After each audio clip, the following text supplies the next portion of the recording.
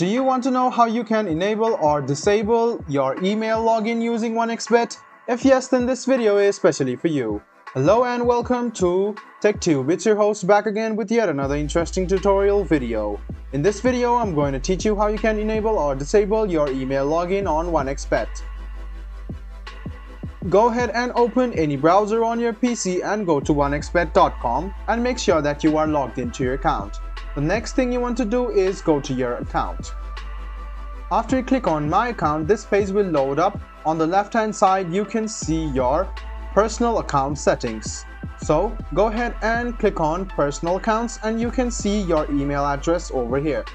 So you can see that this is currently locked and it might be locked afterwards too, but your account number is there. So if you want to disable your email login, you can just copy this code, which is your account number or your ID number, and the next time you want to log in, just go ahead and use your account number instead of your email address. So after that, you can enable or disable your email address or your email account login.